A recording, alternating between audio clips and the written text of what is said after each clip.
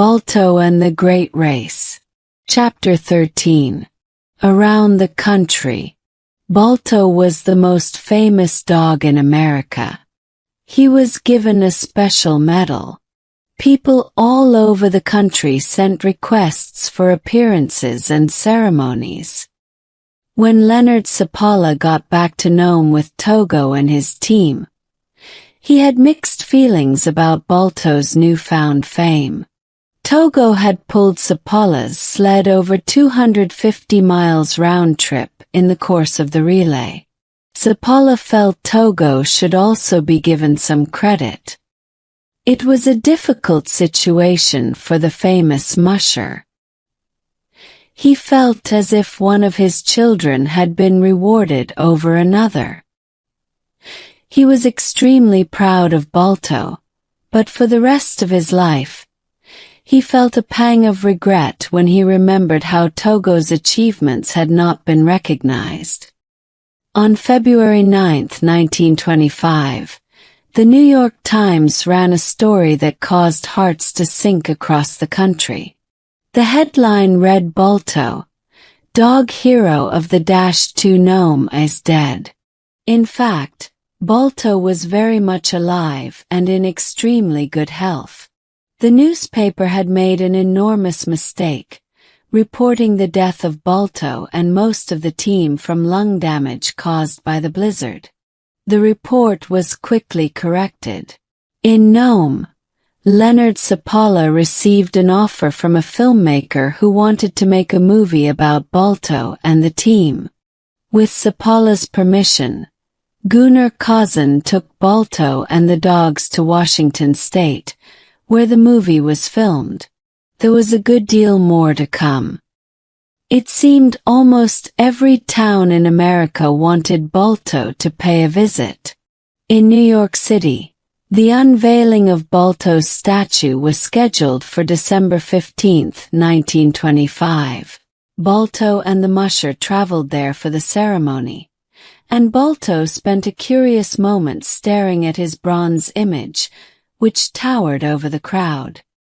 Over the next year, Balto and the team crossed the country twice, making appearances at lecture halls and vaudeville houses alongside their musher. There was rarely an empty seat to be had when the famous dogs were on stage. Demand was still high a year later, but it was decided the dogs needed a rest.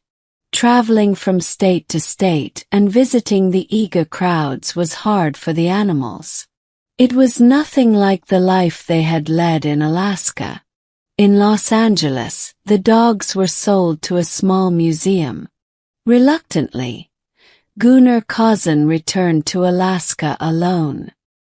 The dogs did not do well in Los Angeles. Balto was bewildered. The crowds were gone, and so was Kazan. For the first time in his life, Balto did not know what was expected of him. Unhappy and uncomfortable in Los Angeles's warm climate, the dogs grew thin and sickly. They had been in the museum for over a month when a man named George Kimball, a vacationer from Cleveland, Ohio, stopped in for a visit. Like most Americans, Kimball knew all about the heroic deeds of Balto and his team. He was horrified to see the dogs looking so unhappy. Kimball leaped into action. Through an exchange of telegrams with friends in Cleveland, he organized a committee to raise funds to buy the dogs. They would need over $2,000.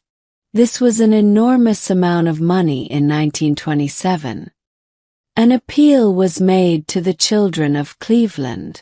If each child donated all of his or her pennies to the fund, it might be possible to reach the goal.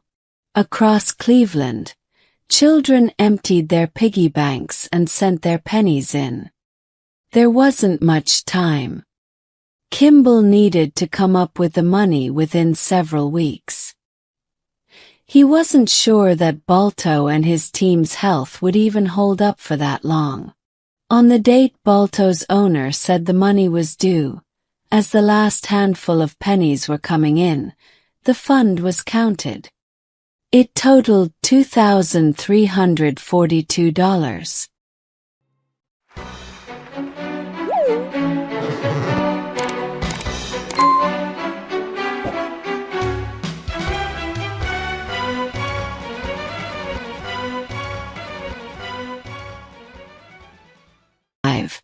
The New York Times ran a story that caused hearts to sink across the country. The headline read, "Balto, dog hero of the -2 gnome is dead."